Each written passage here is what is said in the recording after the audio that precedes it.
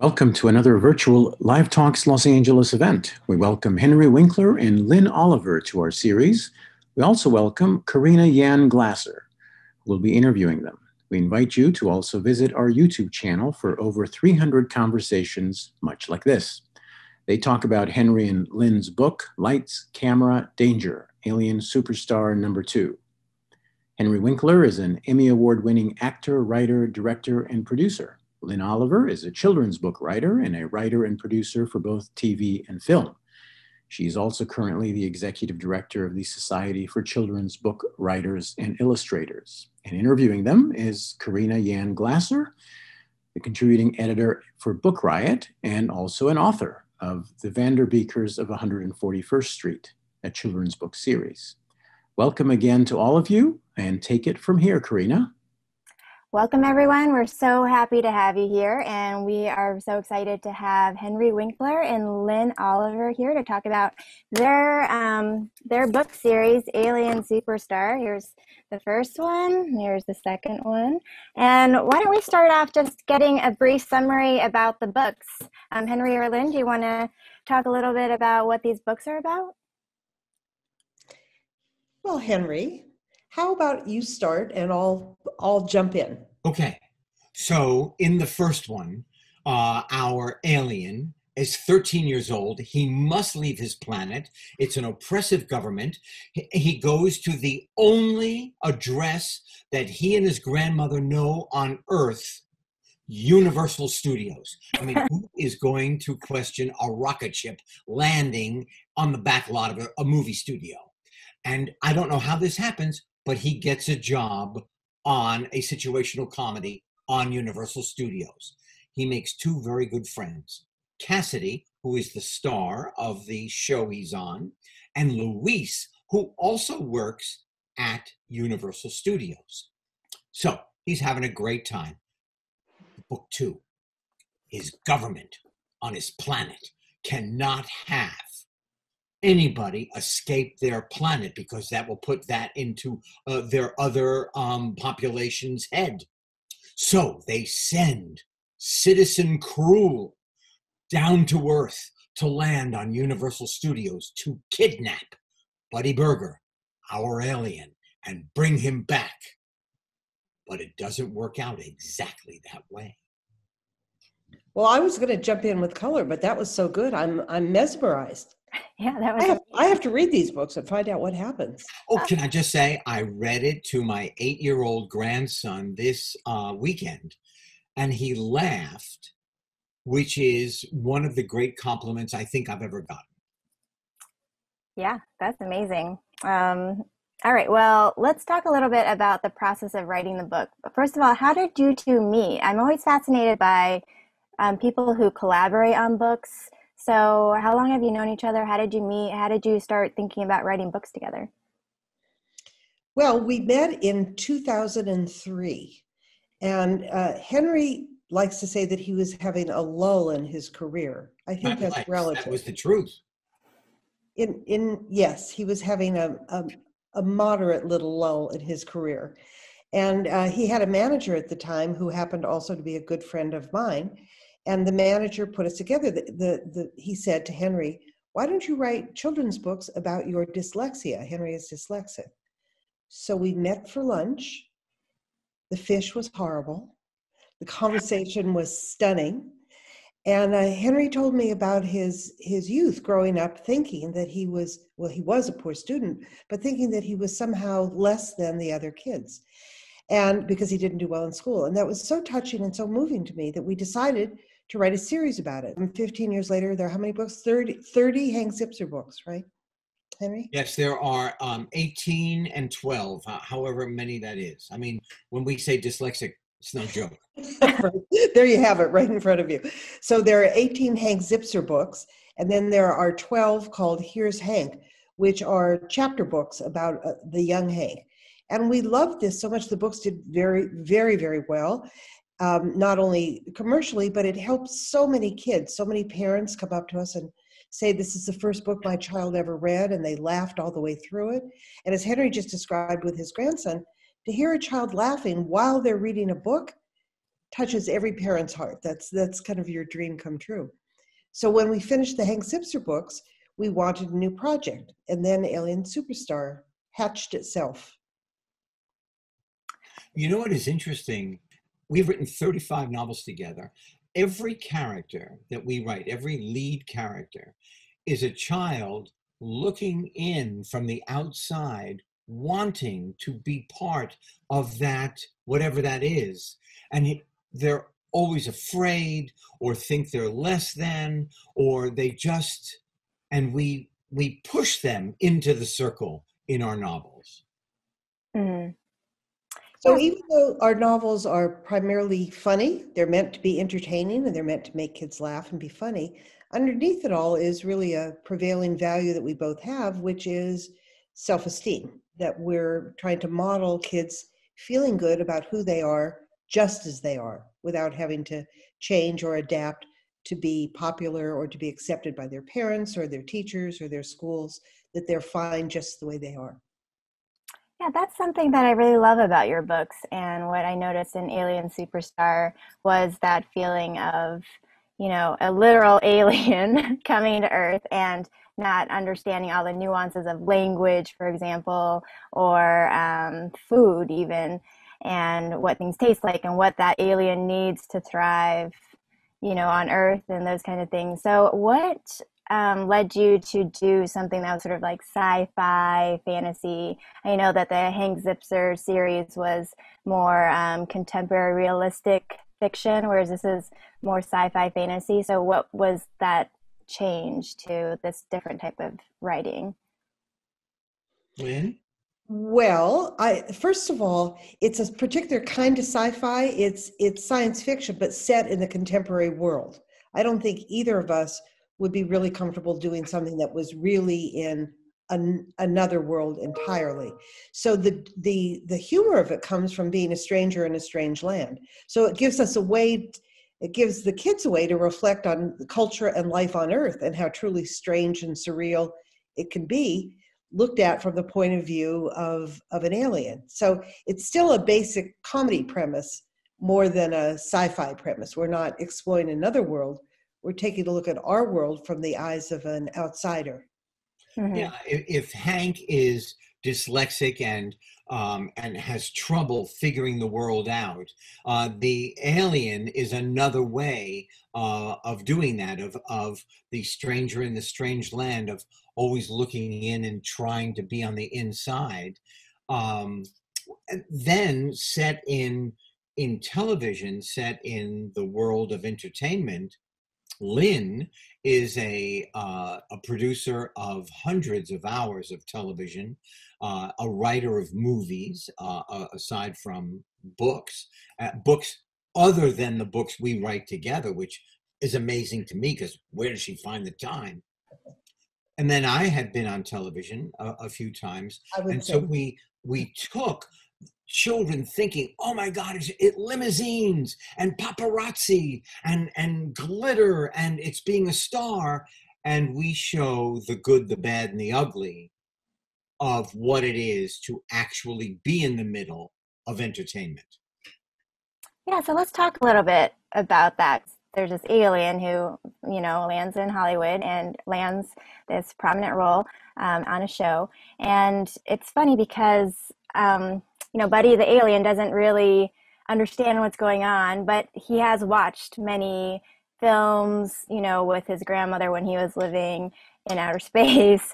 And I was curious because Buddy does exhibit a lot of emotions while he's on set. Like he's anxious, he doesn't want to mess up, he's worried.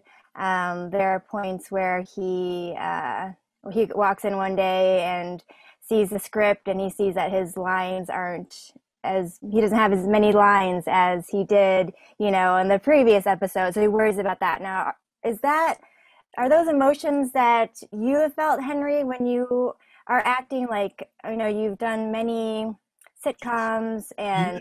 You know, it's the emotion of when I think when you have a learning challenge, there is part of your emotionality that is cut off or is perverted.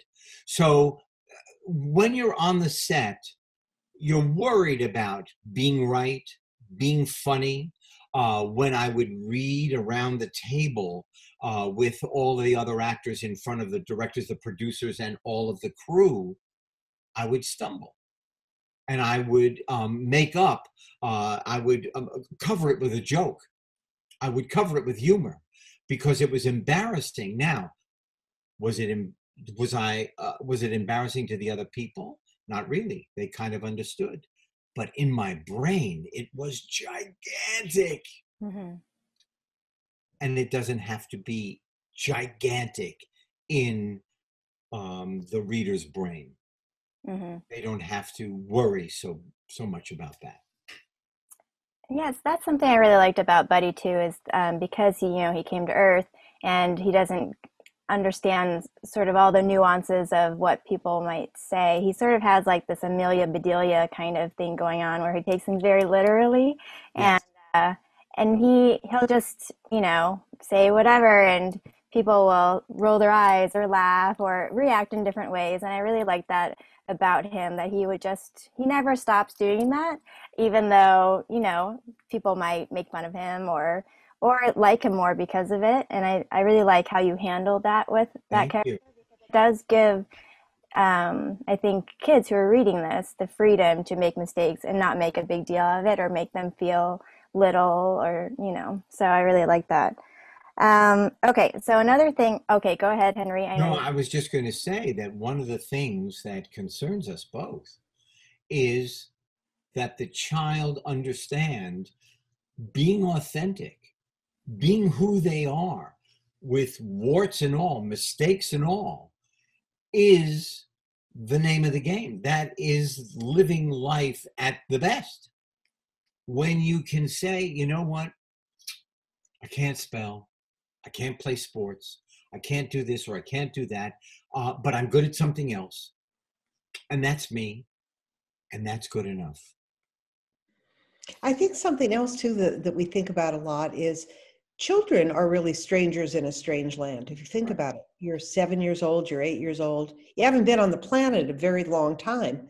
And suddenly there are all these expectations. You're supposed to do long division. What is that? Mm-hmm. And so it really, being an alien is really kind of a metaphor for being a child, that there are all these cultural norms. You're not supposed to talk with your mouth full. Well, why not? The food's not actually falling out of your mouth. So to have to actually absorb cultural norms and make sense of them, a lot of what we teach our children doesn't entirely make sense. Don't put your elbows on the table. Well, seems to me a more comfortable position. So we're kind of trying to look at it from the point of view of an alien is also to look at it from the point of view of a child. What's the adult society like? What are the expectations of you? Why do you actually have to have neat penmanship? Why do you actually have to? And so it gives Buddy a chance to sort of examine all of those expectations of childhood as well. So kids not only find it funny, because literal interpretation is sort of a classic joke, but also it resonates with them, I think. I will say that is true. When we have found, when you write what you know, and when you write the truth about yourself, and it comes out through the child, children say to us all over the world, because we're in 7 or 8 languages, they say, "How did you know me so well?" And we're only writing Lin and Henry, and maybe the kids we know in our world. Right. Well, let's talk a little bit about the writing process. I'm really interested in hearing about how you actually write the books together. Do you come together in a coffee shop and pre-COVID and talk about ideas, or do you have a Google Doc, or how do you? No, in a way, it is a coffee shop. It is Lin's office, wherever I had it. Now, Lin has moved her offices 3 times. Okay. So wherever that office is in Los Angeles, I go there. And brings coffee. I bring coffee and pastry for the entire office. We sit from 10 to 12:30, 1 o'clock, schmoozing, discussing our children. problems, finally get to the writing. And then Lin sits at her desk, at her computer. I sit in an armchair across the desk, playing games with my hands. I start talking. Lin types. Lin says, I have an idea. She types. I wait. And then she reads it back to me, and we argue over every word. And we have written 35 novels, basically that way. So does this happen over the course of many days, or just happen in one day, or how long does it take? Well, each novel could take between 3 and 6 months to do the first draft. And so, yes, it happens over the course of many, many days. And then we send it to our editor. We get notes. We come back. The notes come back to us. Henry resists the notes because he thinks we wrote a perfect first draft. So we wrestle with that for a while. And then we finally come to terms with the fact that maybe we could improve what we did. And we do another draft and sometimes a polish. So that each novel goes through 2 or 3 drafts. And then Lin always says, I don't mean to interrupt, but Lin always says when we're talking to students, Lin always says, what is writing? Writing is rewriting. Mm-hmm. I've been known to say that to Henry like 1 or 1,000 times too, because it's so hard. Rewriting is really hard. You have to let in someone else's ideas and weigh them and give up your own first impression and your own sort of reflection on your own genius. So that's sort of part of the process. It requires some humility to take a look at your own work. But yeah, we do that. We do that with every single book. And it's a very unusual way to write novels, but both of us come from television, and it's a very common way to write television. Television is constructed, the plots are constructed in a room with many writers. Then someone does a draft, but then the writers come back to do the rewrite and the polish. So we're really familiar with that process. So it doesn't seem so strange to us. This is not, neither one of us is in a garret in Paris, bleeding over the computer. It's a much more social process and really a fun process, really a great process and collaborative. We both believe that our collaboration produces something better than either one of us would do individually. That's for sure. I could not have accomplished this part of my life without Lin. I could never have done this on my own. And our books would not be what they are without Henry. Hands down. Yeah. And the thing is, the other thing is, I think I'm getting better at taking the notes. But sometimes the notes are really good and we immediately change it. But sometimes I look at the note and I think to myself, I have no idea how this person came up with this idea. And then sometimes I say, you know what? I don't think we're going to do that note. Mm-hmm. Don't think that note is necessary, because it's the same thing as an actor. A director gives you notes, and you absorb it like a sponge, and then you're able to do some of it, all of it, none of it. And a lot of times with the director, I'll tell you, if anybody out there wants to be an actor, you just say to the director, yes, great idea. Don't do it. And they go, see, told you. Okay. Trick. Don't. Do you ever do that with me? No. I'm watching for it. You're on trial. So that's really interesting to me because, Lin, especially since you've done a lot of writing for television, can you talk about in these books, the two of you sort of meld novel writing with some screenwriting in there. So can you tell us a little bit about how you've incorporated like scripts into your books? Yeah, that's a great question. And I think part of that combination is what results in the book's popularity with kids. Because when you're writing for television or film, you're aware that you have to hold your audience. And the way you hold your audience is by changing scenes. What is it you're showing? The script. Oh, yes. Oh, there's that too. In Alien Superstar, we have certain chapters where it's actually Buddy's script for the television show that he's doing, and we think kids will have fun reading that. But talking about the principles of television screenwriting, pace is one of the most important things. You have to keep the scenes moving. It has to click along really quickly because people have a remote control in their hand, and they can flick out of your program with, in a fraction of a second. So we're really aware of that as book writers as well, that we have kids who have many options for their entertainment time. So we use screenwriting techniques to make the scenes full of action, first of all. There's not a lot of interior monologue and long descriptions of settings. It feels very pacey and very much like reading a screenplay. It moves along, it clicks along. Mm-hmm. Well, what I really thought was funny too is it seemed like you were putting little jokes in there as well. I think in the first book, when Buddy first gets to the set and someone's introducing him to all the different types of people that are involved in making a show, and the person points to the writers and says oh, those are the writers. You can tell who they are because they look like they never go outside. Yeah, you just put things out, what it's like to work on a set in the book. One other thing. Oh, go ahead, Lynn. We think that kids, that the population in general is fascinated with behind the scenes. Oh, yeah. One of the characters is the woman who runs the craft service table, who provides the food on the set.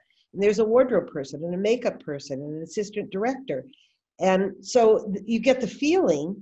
We did it naturally because both of us have spent the better part of our lives on a soundstage, on a set. But I think for kids, that's an alien world as well, and it's a really fun world to get to see and be exposed to. In Alien Superstar, they do the sitcom that Buddy is a star of on stage 42 at Universal Studios, which is where I produced Harry and the Hendersons, and that's where we shot Harry and the Hendersons for 4 years on stage 42. So I don't know what stage you shot Happy Days on, Henry, but... You know what? That stage 19, but it was the stage that Lucille Ball developed the 3-camera technique of doing comedy. So that's where they shot I Love Lucy? Yeah, I Love Lucy. Wow. So when, what is amazing is that when you visit Hollywood and you visit these sound stages, they now, almost every studio does this. There is a plaque on every soundstage that gives you the history, the filmology of everything that was shot on that soundstage. And it's amazing. It really is fun. Oh, I saw that movie, and they shot it here. Oh, I love that. I love just the little things that you put in, because I did notice that there was a Happy Days reference in both one. When Buddy the alien is talking about different characters from movies that he had seen, and he mentioned Happy Days in there. Yeah, so are there other little things that you sprinkled in that you're hoping readers will sort of catch as they're reading it? Or maybe because they're so young. I don't know if the references are for us or for the parents if they're reading the book with the child. But for the child to understand that there is a responsibility, that the glamour is mostly man-made or woman-made. It's not the reality, that it's hard work, that it's you have to sacrifice stuff in order to be on television. All of a sudden you're doing it and you think, oh man, this is so much fun. And wait a minute, I have to do it again? Wait a minute, I can't go to my sports practice? Wait a minute, I can't go with my friends and shop?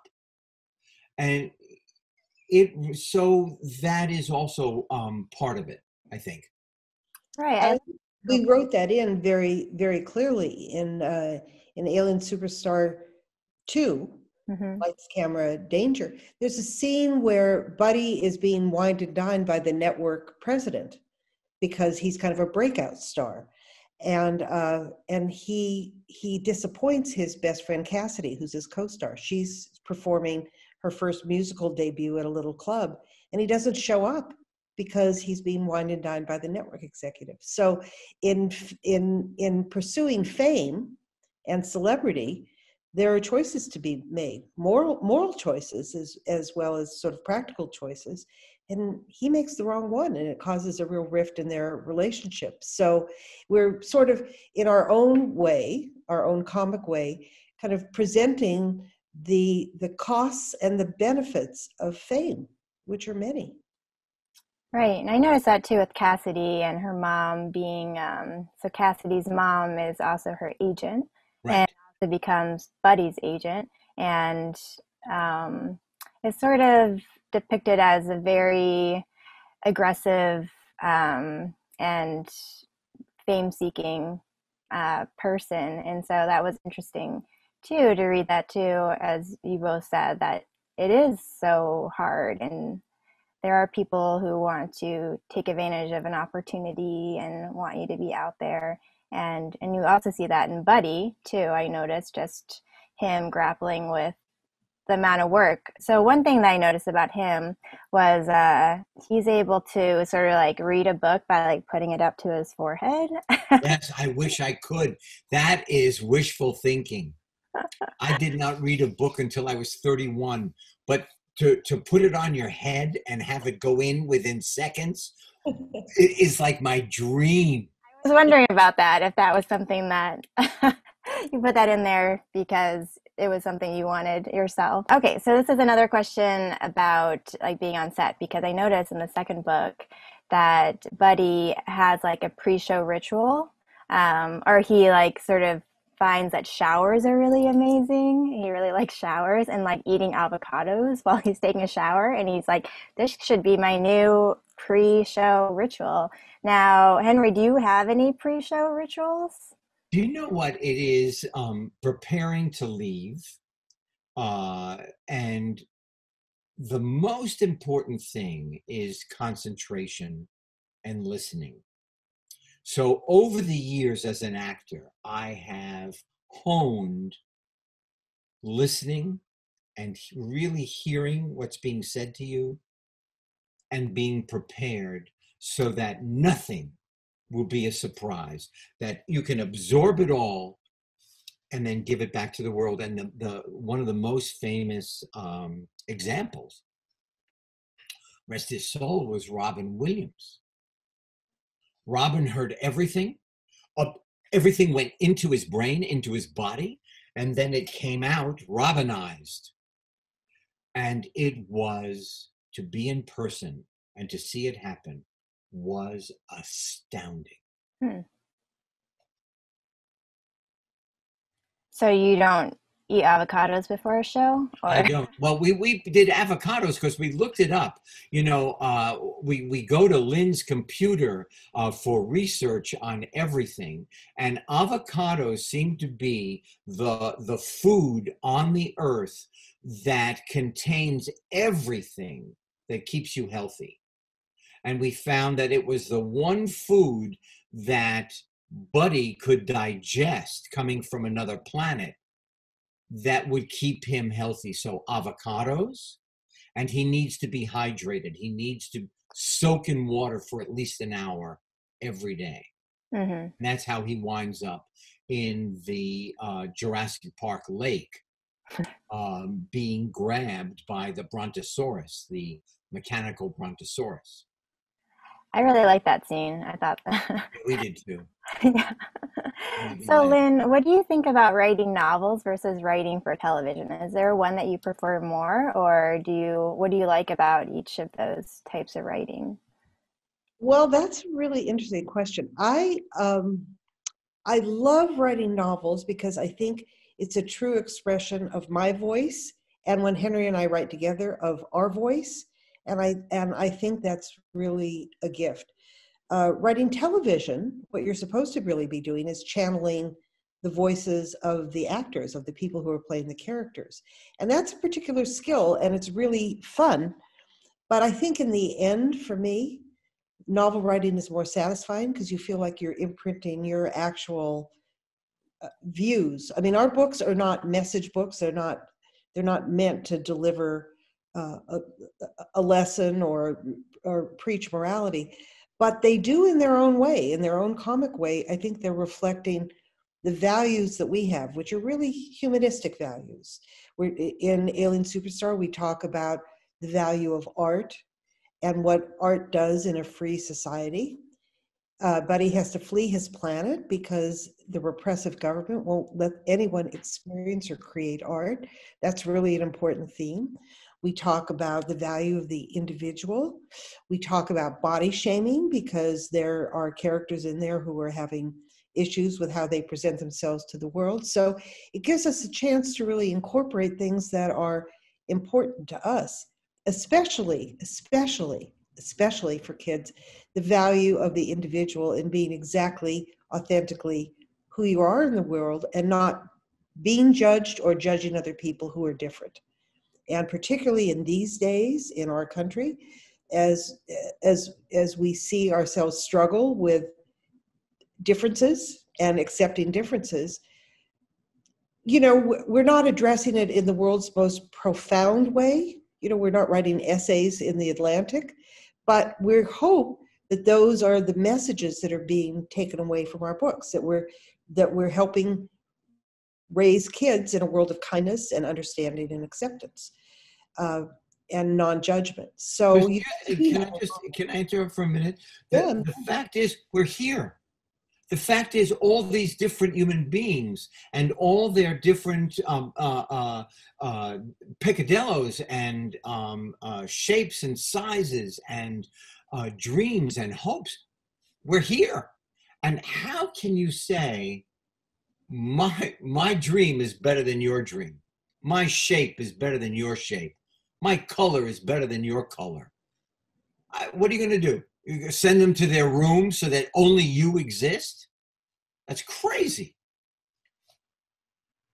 Buddy, by the way, is cobalt. He's cobalt blue and his blood is purple. Yeah, so let's talk a little bit about Buddy and his and the role of costume in the book, because you know Buddy is an alien, which is supposed to be what everyone perceives to be his costume, but then he has to transform himself into a human at certain times because sometimes he has to present himself as a human.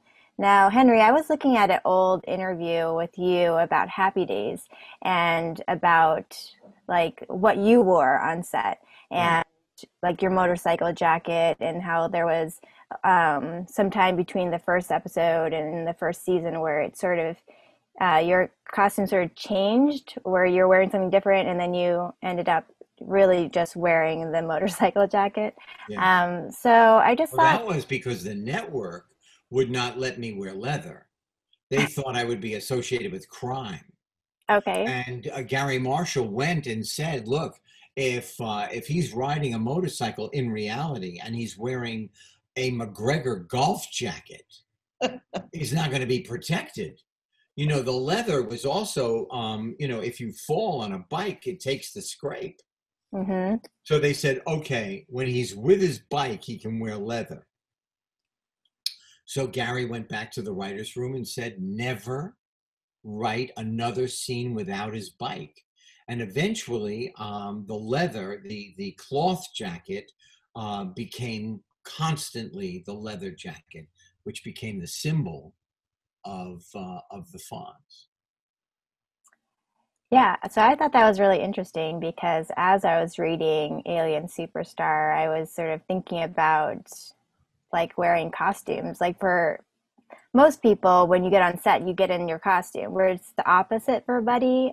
When he's on set and he's playing an alien, that's truly his And he's being himself. Yeah. But you know what is interesting? In the history of theater, there was, in the 17th century, there was the idea of wearing masks, half-face masks, and very gaudy clothing. and that would change the actor's total demeanor of how they would do what the part was. And that's part of training. So when you put on now in 2020 a half mask with a gigantic nose, or horns, and strange costume, and just stand, never say a word, just stand in front of the mirror, all of a sudden you find automatically your body starts to change, and your voice starts to change from the mask.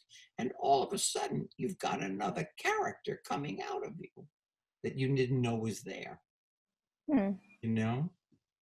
On Fridays, we would shoot Happy Days, let's say. And I would put on a t-shirt and my jacket, and everything else was the same.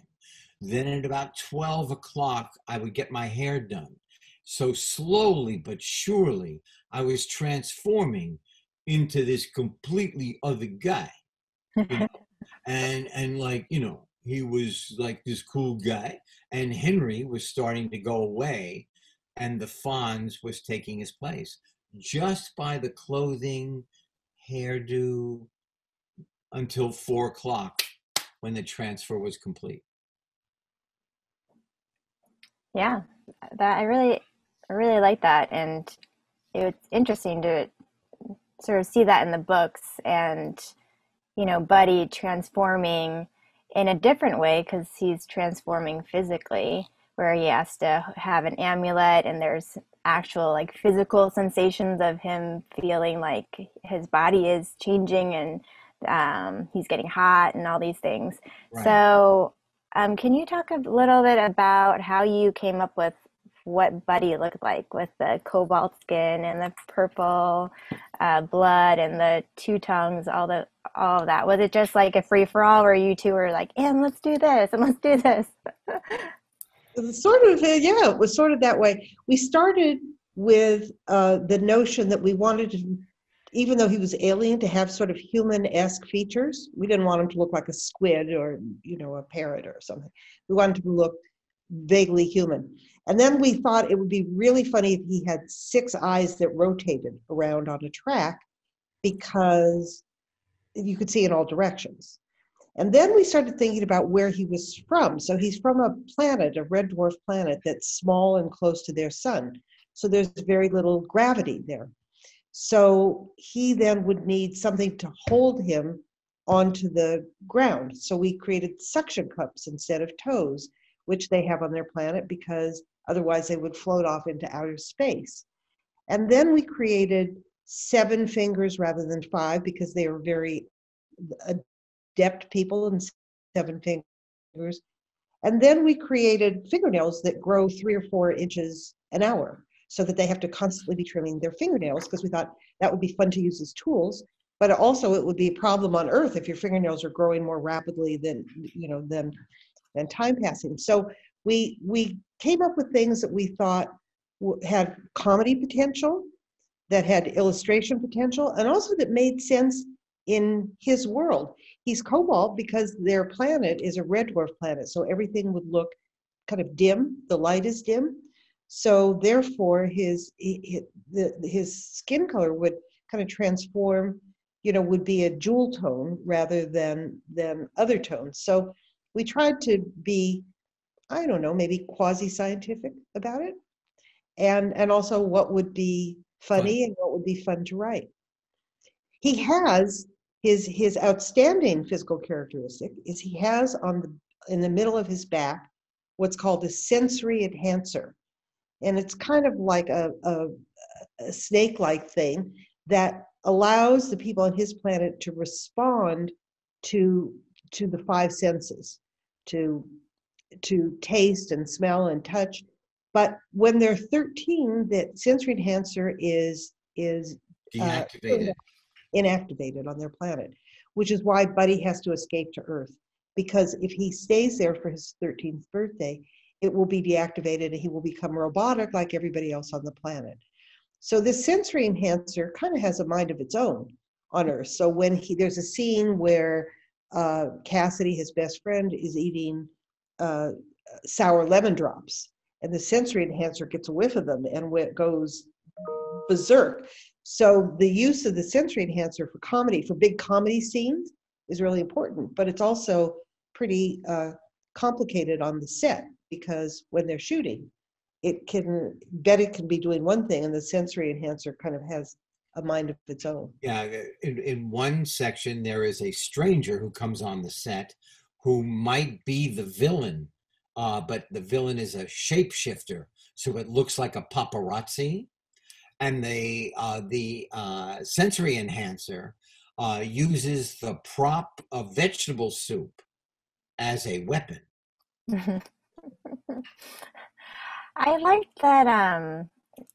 Well, I also thought it was interesting that sometimes a sensory enhancer would do those types of things, use soup as a weapon, but also that the writers, and the director would think, oh my gosh, that's amazing. Let's just write it into the script. And then all of a sudden Buddy has to have his sensory enhancer activate. Yeah, which he doesn't have much control over it. So I found that interesting as well, reading that.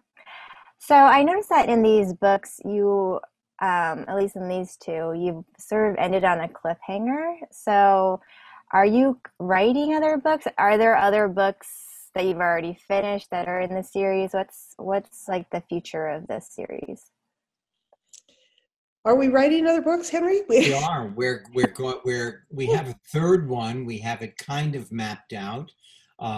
When we finally start writing, this is another thing that's interesting. We are writing a third, but Lin is very, very a fan. Write an outline, beat by beat, what is going to happen in each chapter in the book. And then as we're writing it, and I've learned this over the years, the book has a mind of its own. And sometimes we're going right down the river, and then the book says, excuse me, please take me over to land, and starts walking across the prairie. And we just go where the book goes. And I think if you don't do that, you're missing out. I think you have got to be in tune with where the story is going and just go. Mm-hmm. In the writing world, they say there are two kinds of writers. There are pantsers and planners. And pantsers are people who go by the seat of their pants and just see where the story takes them. And planners are people who know where they're going. So Henry's a pantser and I'm a planner. And we wind up somewhere in the middle, because it makes me very anxious to think we're going to start a book and not know how it ends. But I'm okay with the middle being, meandering and discovering. I just have to know that we're landing someplace at the end. And I go to Lin's office, sit down, and there is a blank screen. And when we're done for that day, there are 4, 6, or 8 pages that come out of the printer that have never existed before. And when we are done and the book is complete, I almost cry every time because I can't believe it exists. It just, there it is. Now, yes, it has to be rewritten, but there it is. Yeah, that is definitely a satisfying feeling, holding a book that you just spent many, many months and years on, and having even the first draft feel so monumental. Yeah, it's true. It is. We are running out of time, but I wanted to ask one last question, and that is, what are the books you loved when you were a child? You start, Henry, because I did not read my first novel until I was 31, and that was the Cave of the Bear Clan. Play Out of the Cave Bear. Thank you. Did you have books read to you when you were younger? No, my parents were not that kind of human beings. But I had the Hardy Boys, And I wanted to read them, and I started to read them, and I never read them. And I was the opposite. I read like a fiend.